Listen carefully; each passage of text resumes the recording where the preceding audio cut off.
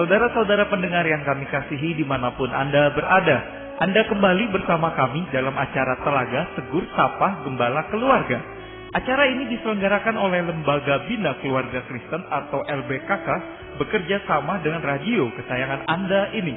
Saya Hendra akan berbincang-bincang dengan Bapak Penginjil Sindunata Kurniawan Magister Konseling. Beliau adalah seorang pakar dalam bidang konseling keluarga. Perbincangan kami kali ini tentang topik kecanduan seksual bagian kedua. Kami percaya acara ini pasti bermanfaat bagi kita sekalian, dan dari studio kami mengucapkan selamat mengikuti. Pas itu dalam pembicaraan kita yang terakhir kita sudah membahas sedikit tentang akar penyebab dari kecanduan seksual ini. Kelanjutan penjelasan Bapak bagaimana, Pak? Jadi kan yang terakhir saya menyampaikan tentang bahwa kita hidup tumbuh rata-rata dengan kebutuhan dasar untuk dikasihi dan kebutuhan untuk memiliki makna yang tidak terpuaskan oleh orang tua kita dalam masa tumbuh kembang kita sebagai anak. Dan itu pun masih ditambah beberapa kita mengalami peristiwa-peristiwa pengabaian oleh orang tua kita secara aktif atau pasif, mengalami beberapa pelecehan bagi beberapa orang termasuk bahkan pelecehan seksual, kebingungan dengan identitas jenis kelamin. Semuanya ini membuat kita akhirnya muncul sisi-sisi perasaan, emosi, pergumulan dengan rasa kesepian, rasa tidak aman dengan diri kita, rasa kecemasan, rasa kekosongan, makna, emptiness, rasa tertekan, rasa malu, rasa takut, rasa bersalah. Dan ini menyatu membentuk satu kehidupan emosi yang akhirnya tidak nyaman ini, yang merasa tidak nyaman ini, akhirnya kita merindukan penawar rasa sakit. Nah, sisi yang lain, Pak Indra, kita hidup dalam budaya yang mengajarkan kita untuk menghindari penderitaan dan rasa sakit. Ngapain sih susah-susah? Ngapain kamu kok sampai galau gitu? Anak muda kok galau? Cari itu yang senang-senang, ini yang senang-senang seperti ini. Ngapain serius banget sih kamu mau cari konselor, mau cari hamba Tuhan untuk masalah kesepianmu? Kamu tuh kayak orang gangguan jiwa aja kamu ini. Udah ini aja dinikmati, ini bikin happy gitu kan ya. Jadi kita kepingin cari cara yang mudah, itulah budaya sekitar kita. Gitu aja kok repot. Nah inilah yang membuat akhirnya kita dari sejak kecil kita hidup dengan satu pola untuk menghindari rasa sakit. Menghindari rasa sakit dilakukan dengan banyak cara.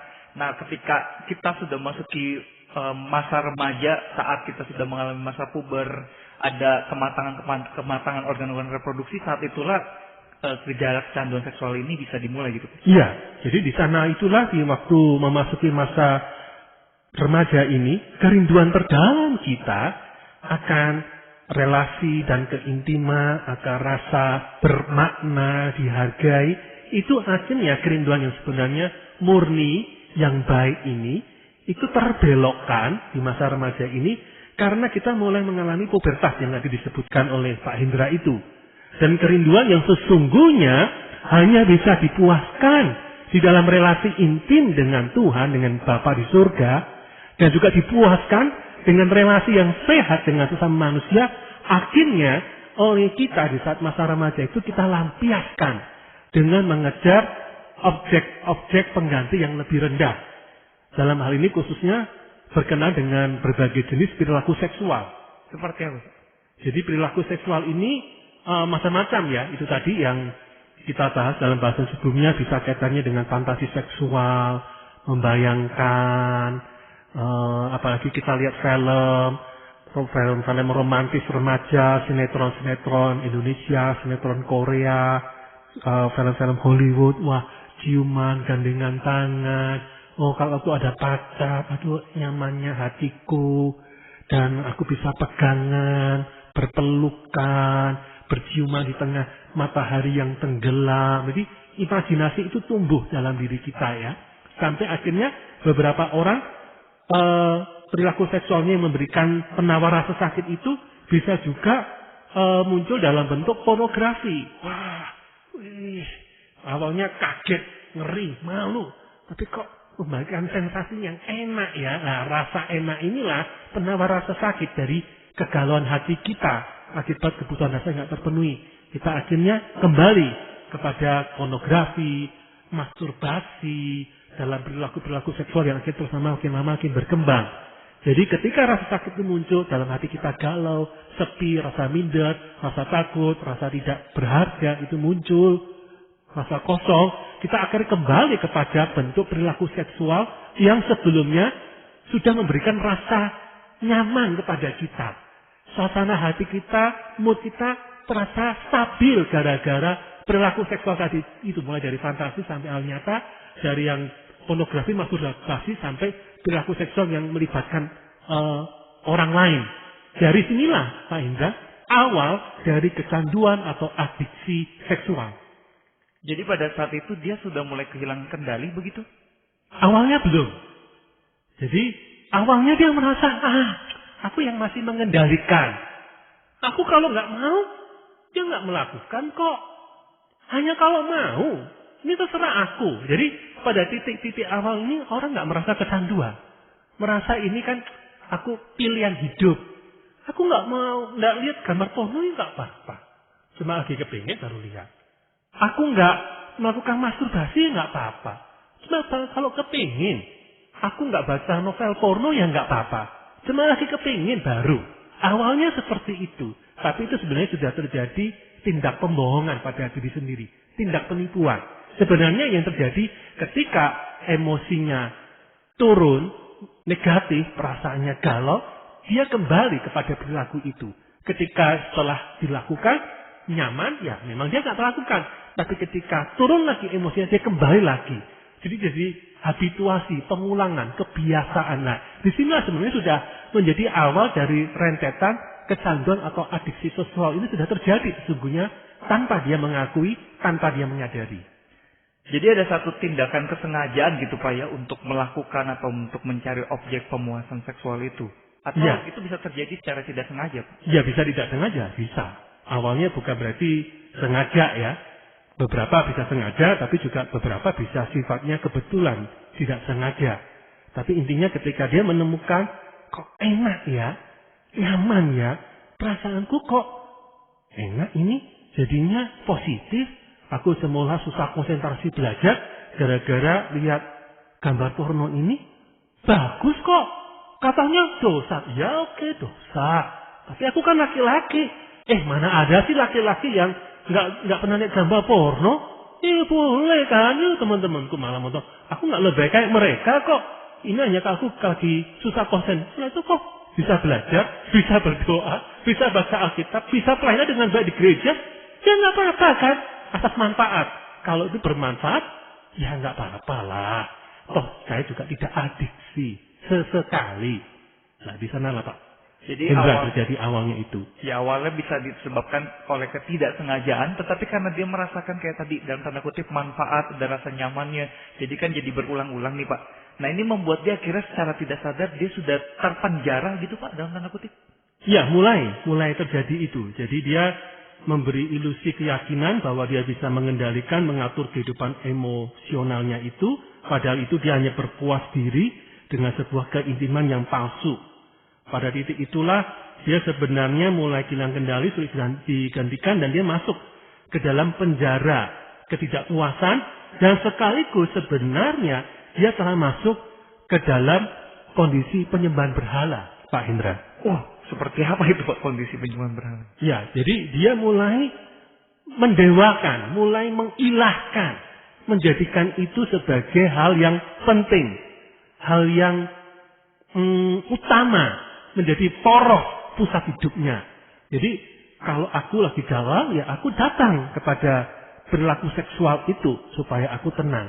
Mestinya dia datang kepada Tuhan, melakukan apa yang Tuhan mau dan tidak mengikatkan diri kepada pola-pola dosa. Ini kan pola-pola dosa dan ketidakmurnian.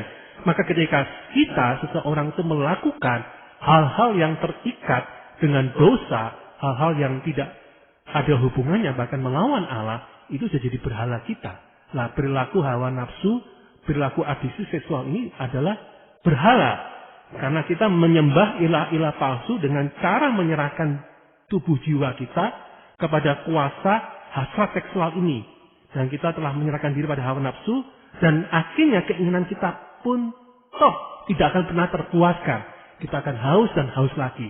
Jadi pemberhalaan, keterikatan kecanduan ini semakin merasuk dalam diri kita. Makanya benar kata Pak Indra, pada titik itulah kita sedang masuk dalam penjara. Bukan penjara kepuasan, bukan penjara kenikmatan, ironisnya penjara ketidaknikmatan, penjara ketidakpuasan. Jadi penjara ini berarti dia berada dalam situasi yang terkurung, tertutup, tidak bisa lepas dan merdeka begitu. Ya, jadi tanpa sadar akhirnya dia masuk dalam kondisi aku tidak bisa selain hati. Hatiku pada pornografi, hatiku pada masturbasi, hatiku kepada fantasi-fantasi romantik, khususnya ini yang banyak mengalami pergumulan para wanita. Hatiku kepada hubungan seks dengan pacarku dengan gonta-ganti pasangan, dengan bukan pasangan dalam pernikahan. Jadi setiap kali rasa sakit itu muncul, kita secara otomatis bergerak menuju perilaku kecanduan. Jadi kita dikendalikan. Awalnya kita merasa mengendalikan, tapi kemudian sebenarnya akhirnya kita beralih, kita dikendalikan. Begitu rasa galau muncul, rasa gak nyaman muncul, rasa gelisah muncul, langsung otomatis berpaling kepada perilaku kecanduan seksual itu. Saya jadi teringat dengan seruan Paulus yang berkata, siapa yang akan menyelamatkan aku dari tubuh celaka ini? Kira-kira seperti itu kali gambarannya, Pak. Ya, jadi dalam kondisi itu memang gambarannya itu seperti kita masuk ke dalam pintu penjara yang telah terkunci, dan kunci itu ternyata telah dibuang jauh-jauh. Jadi kita terpenjara selamanya dalam penjara buatan kita sendiri. Jadi akhirnya kita merasa bahwa harapan untuk bebas itu sudah lenyap. Tidak mungkin aku untuk bebas, ya memang ya sudah. Aku sudah, inilah bagian dari kehidupanku yang tidak bisa aku hindari. Dan akhirnya orang frustasi seperti kata Pak Indra tadi ya.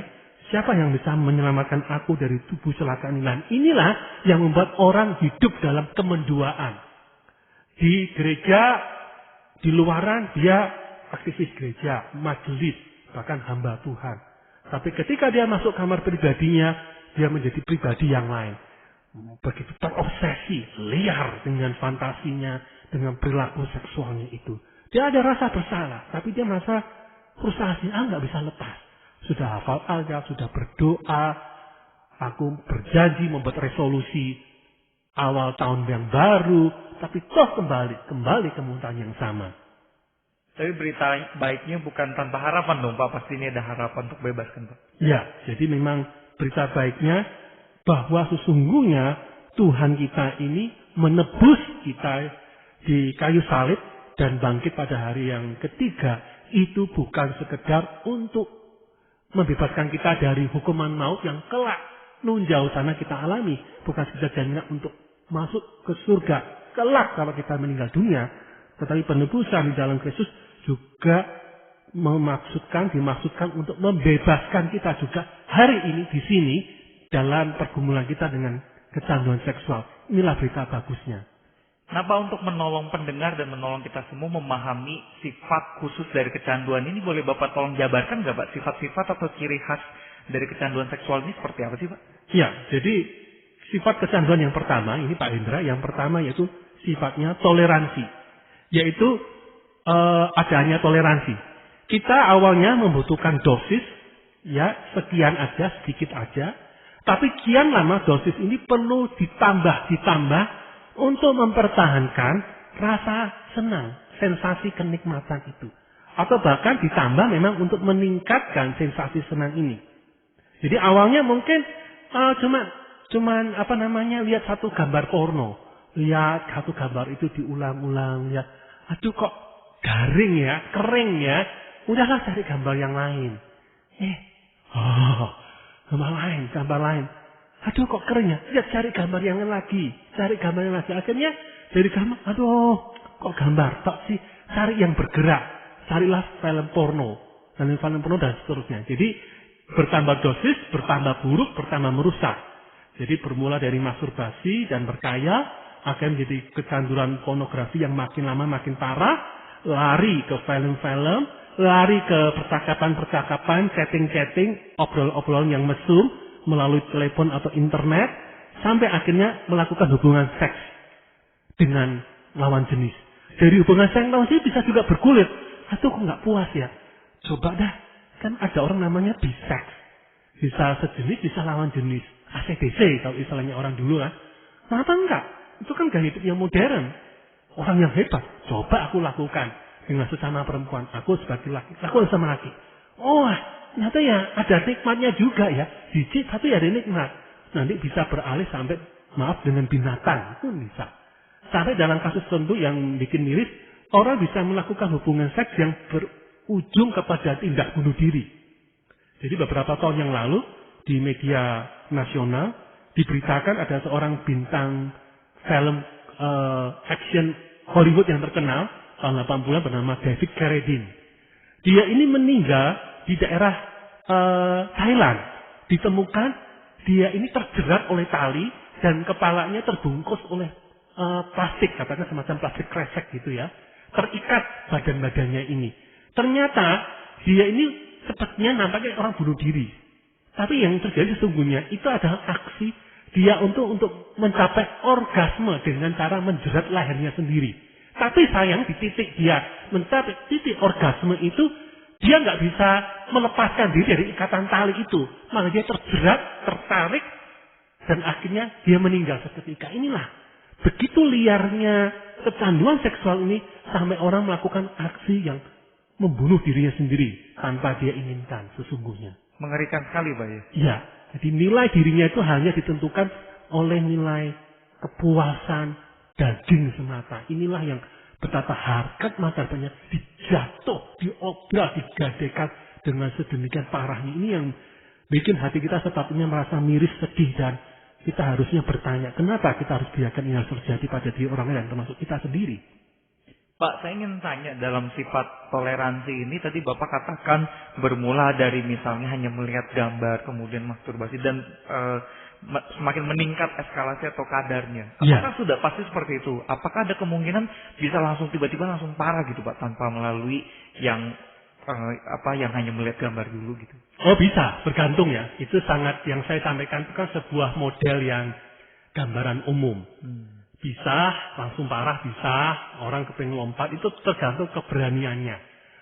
Maksudnya kenekatannya, bergantung kepada nilai moral yang dia pegang. Jadi kalau dia hidupnya memang ada warna religius, dibentuk dalam standar iman tertentu, pola iman tertentu, akhirnya dia punya kepekaan hati nurani tertentu, ini buat dia menahan, jadi katup. Untuk kalaupun buka, meningkat levelnya, itu pelan-pelan. Tapi orang yang memang berangkat dalam kondisi yang bebas nilai, miskin nilai, tidak mempunyai hati nurani yang tebal, yang kuat, gitu ya, akhirnya dia akan gampang ikut arus yang permisif, yang sangat menggarap dan liar. Tapi memang yang saya katakan bukan berarti orang samarta dari pornografi, kemudian sampai melakukan dengan orang lain, itu juga tidak serta-merta. Ada orang yang terus bertahan pada pornografinya, ada. Tapi rata-rata yang terjadi, orang akan titik tertentu, orang nggak puas, ingin menambah derajatnya, menambah levelnya. Baik Pak, selain toleransi sifat kecanduan seksual apalagi itu Pak? Yang kedua, sifat yang kedua itu adanya gejala menarik diri. Jadi maksudnya di sini begini, ketika orang tidak melakukan aktivitas kecanduan seksualnya itu selama beberapa saat, akan muncul perasaan tertekan, cemas, gelisah, mudah marah. Dan akhirnya itu membutuhkan dia untuk kembali pada perilaku seksualnya, perilaku kecanduannya ini. Jadi kalau dalam bahasa sekarang yang lebih dikenal banyak orang dalam bahasa prokemnya Jakarta, itu istilahnya sakau, jadi kata sakit. Seperti orang yang menggunakan narkoba kan, kalau dia nggak lagi suntik, nggak lagi pakai butal, nggak lagi pakai sabu-sabu, ya dia akan merasa badannya menggigil, perasaannya tertekan, kacau, galau lah. Pada itulah dia nagih, badannya menagih untuk disuntik lagi atau dia mengisap kembali zat adiktif itu sama. Itu pola yang sama terjadi pada kecanduan seksual. Jadi kalau dia nggak lagi masturbasi, waktunya seperti ada jam, ya, irama biologis. Kalau dia nggak masturbasi, kalau dia nggak lagi lihat gambar porno, nggak lagi melakukan perilaku seksual tertentu, dia seperti lepas kendali. Nah, pada itulah dia kembali. Akhirnya inilah perilaku menarik diri, perilaku untuk kembali kepada muntahannya tersebut. Sakau adalah gejala yang paling jelas untuk menunjukkan orang itu sudah kehilangan kendali gitu Pak ya. Iya, betul. Nah selain menarik diri ini sifat apa lagi tuh Pak? Yang ketiga ini Pak Indra, yaitu menipu diri. Jadi terjadi yang saya katakan sempat saya singgung itu pemikiran-pemikiran yang memudahkan, yang mengurangi tingkat rasa bersalah, tingkat kebermasalahan diri. Jadi muncullah penipuan diri ini, pembenaran diri, pembohongan diri diantaranya seperti penyangkalan. Enggak kok, aku enggak masalah, oke. Enggak lah, aku enggak sampai bermasalah. Itu hanya sesekali kok. Enggak, aku enggak ngalami itu, kan enggak ngalami kecanduan. Pak Sindu aja tuh yang nakut-nakutin kita lewat siaran ini. Aku normal, enggak masalah. Atau mungkin rasionalisasi. Sadar dirinya kecanduan, tapi cari-cari alasan membenarkan diri. Ya, setidaknya kan cuma hanya masturbasi. Jangannya paling jauh cuma pornografi, Pak Sindu. Saya tuh bukan kayak seks maniak yang memperkosa orang, enggak. Saya lakukan pun tidak ganggu orang lain. Apa sih orang dirugikan? Nggak ada. Itu pun juga nggak sampai buat saya nggak bisa pelayan, nggak bisa doa, nggak bisa bahasa. Enggak. Saya tetap bisa doa, bisa bekerja. Seperti itu ya. Jadi toh nggak merugikan orang lain. Yang lain menipu diri itu menunda. Ya sih, saya setuju dengan pernyataan Pak Sindu. Ini memang masalah. Saya pasti akan cari pertolongan Pak Sindu. Saya pasti. Tapi ya, nggak dilakukan juga. Menunda. Yang lain menipu diri ini bisa berupa kekalahan yang pasif. Saya sudah nyerah Pak Sindu. Menyerah pada perilaku kecanduan saya ini. Saya sudah mencoba. Tapi gagal dan gagal. Udahlah Pak Sindu. Saya matikan aja siaran radio ini. Ngapain dah? Bikin galau. Malah saya kepingin melakukan lagi. Jadi itu ya, kekalahan yang pasti. Yang lain, merasa diri gagal dan hancur. Saya memang nggak ada harganya. Udahlah, saya memang sampah. Hidup saya berantakan. Atau mulai kemudian berfantasi. Gimana ya kalau saya bunuh diri aja ya? Pakai apa ya? Tembak, kantong diri, minum baygon. Apa ya? Atau mulai fantasi ya? Seandainya saya pindah kerja, pindah kota, atau pindah gereja, ke tempat di mana tidak ada orang yang mengenal saya akan memulai sesuatu yang baru sama sekali. Ya itu kan luar biasa. Jadi muncul khayalan-khayalan yang sebenarnya itu hanya cuma cara dia membius diri untuk tetap pada perilaku kecanduan seksualnya itu. Apakah menipu diri ini sama dengan distorsi diri, Pak? Jadi distorsi diri ini sisi yang lain. Distorsi itu kan mengurangi, menyimpangkan. Dalam hal ini sifat kecanduan yang berulang ini membuat akhirnya kita meyakini beberapa pernyataan keliru yang menyimpang tentang diri kita. Ini memang ciri sifat kecanduan yang keempat, Pak Indra, distorsi diri. Saya ini memang seks. Saya ini memang maniak seks.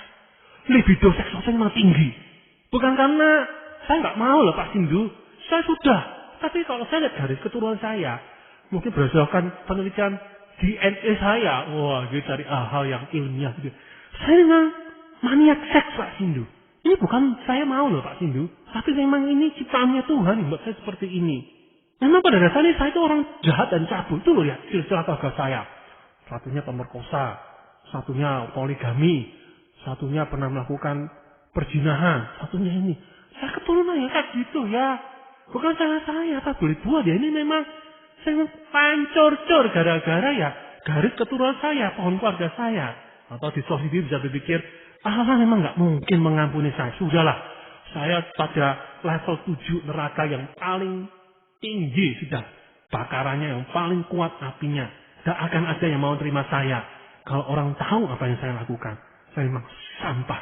Saya menjijikan, saya itu bagaikan muntah yang bau. Jadi dia menganggap hancur citra diri, jati dirinya itu benar-benar dalam titik yang paling rendah. Inilah sifat yang keempat. Kalau yang sifat ketiga tadi menyangkal, menipu diri, yang ini malah justru langsung membenarkan dirinya emang maniak seks, memang bermasalah dan udah mau mencari pertolongan malah kelihatannya. Iya, karena dia sudah melekat dengan dirinya sendiri. Ini ada hubungannya dengan kesombongan nggak Pak? Ya, ini betul dari sifat yang kelima ya, Pak Indra, kesombongan ya, yaitu merasa mampu, yakin mampu mengatur perilaku kecanduannya. Saya bisa berhenti kok kapanpun saya mau. Saya bisa mengontrol sendiri kok hal ini. Saya mampu berubah kalau saya mau. Jadi keyakinan ini lahir karena sesungguhnya orang tersebut tidak memahami sifat dan kekuatan kuasa dari kecanduan seksual ini. Jadi, ada sisi yang lain, sifat kecanduan itu kesombongan. Aku bisa kok mau mengendalikan. Kalau mau bisa. Hanya soal kemauan. Dan aku sekarang itu lagi belum mau. Jadi kesombongan ini menjadi satu penghalang besar ya orang itu mengalami pemulihan, Pak. Betul. Ada lagi Pak sifat yang lain? Yang lain yaitu keterpakuan. Jadi perasaan terikat pada sesuatu secara berlebihan. Jadi saya merasa sudah terjerat benar dengan kecanduan seksual. Tiap hari, tiap jam tidak bisa hidup tanpa pikiran seks. Apapun yang saya kayakan, yang saya rencanakan, selalu tentang seks. Energi saya, perhatian saya, kegiatan saya direbut oleh seks. Jadi seks bukan lagi anugerah, tapi segala-galanya, tapi sayangnya dengan pengertian yang dangkal dan mekanis. Inilah sifat yang keenam, itu keterpakuan. Orang kayak sudah merasa disedot. Seks. Mau dari bangun pagi sampai mata menutup, tidur, itulah semuanya sepertinya seks itu terkuasai. Singkat saja Pak, pengertian dangkal dan mekanis itu maksudnya apa? Maksudnya ya akhirnya tindakan-tindakan yang bersifat fisik semata ya. Bagaimana orgasme, biologi semata. Jadi sebenarnya seksualitas kan relasi. Bahkan sisi lain dari seksualitas itu kan spiritualitas. Keintiman dengan Allah. Keintiman yang sehat, relasi kita dengan sesama kita. Jadi inilah yang disebut dangkal tadi, hanya cuma tindakan orgasme, tindakan untuk memuaskan sensasi seks secara fisik, secara imajinatif belaka. Terima kasih Pak Sindu. Apa pesan firman Tuhan yang ingin Bapak sampaikan untuk menutup sesi kedua ini? Saya bacakan dari Galatia pasal 5 ayat 1. Supaya kita sungguh-sungguh merdeka, Kristus telah memerdekakan kita. Karena itu berdirilah teguh, jangan mau lagi dikenakan oleh kuk perhambaan. Jadi kita bicara tentang satu bentuk keterbelengguan seksual. Dan itu sekali lagi rancangan iblis dan dunia yang tidak mengenal Allah. Rancangan Allah kita merdeka. Jadi mari kita berani datang kepada Allah, datang kepada Kristus untuk menjalani proses kemerdekaan dari kecanduan seksual ini. Terima kasih Pak Sindu, para pendengar sekalian. Terima kasih Anda telah mengikuti perbincangan kami dengan Bapak Penginjil Sindunata Kurniawan Magister Konseling dalam acara Telaga